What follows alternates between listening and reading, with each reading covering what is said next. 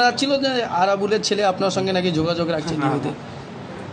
এই হয়তো অনেকে কথা বলে আমি নাকি বিজেপির সাথে যোগাযোগ রাখি, আমি নাকি তৃণমূলের সাথে যোগাযোগ রাখি, আমার সাথে নাকি হাইকমল সাহেব যোগাযোগ রাখেন। এগুলো হচ্ছে সব উড়িয়ে দেওয়া কথা। ব্যাপারটা হচ্ছে তার যে অন্য লবি আছে তাকে দুর্বল করবে বলে এইগুলো হচ্ছে। তৃণমূলরা বলেছিল কাইজার ও আরাবুলকে দিয়ে নাকি বিধানসভা ভোটে আইএসএফ জিতেছিল, আর আরাবুল আর কাইজার যা বলে তাই নাকি সেটা সেই পার্টি নাকি আছে বাংলা। কি বলবেন? হ্যাঁ, ওই তো সব থেকে বেশি ক্ষতি 2021 নির্বাচনের পরে আমার হিসেবে যারা যদি ক্ষতি করে থাকে, মানে কর্মী সমর্থকদের উপরে হিংসা করে থাকে, তার মধ্যে প্রথম সারি দুজনের নাম উঠে আসলে ভাঙড় বিধানসভার ক্ষেত্রে একটা হচ্ছে আরাবুল ইসলাম, দ্বিতীয়টা হচ্ছে কাইজার আহমেদ। তারা আবার আমাদের পার্টি চালাবে।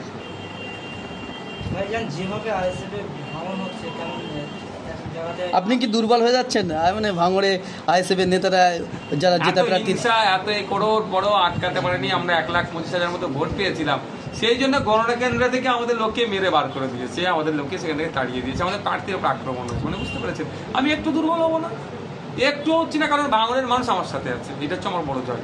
মিথ্যা কেসের ভয়ে নাকি তৃণমূলে জয়েন করছে আইএসএফ কর্মী নেতারা, তাহলে শক্তিশালী হয়ে কিভাবে দাঁড়াবে ভাঙড়ে আইএসএফ কর্মী নেতারা বা আইএসএফ এর নেতারা? কি বলবেন? ব্যাপারটা হচ্ছে কিভাবে আইনি পদক্ষেপ কি নিচ্ছে? সব পলিসি তো আপনাদের মিডিয়ার মাধ্যমে বলা যায় না। পলিসি তৈরি হচ্ছে, পলিসি ইমপ্লিমেন্ট হচ্ছে। যে সমস্ত কর্মী ও নেতৃত্বরা দল ছেড়ে তৃণমূলে যোগ দিচ্ছেন তারা ফেরত আসলে আবার তাদেরকে জয়েন করাবেন? কি মনে হয় আপনাদের কি মনে হচ্ছে?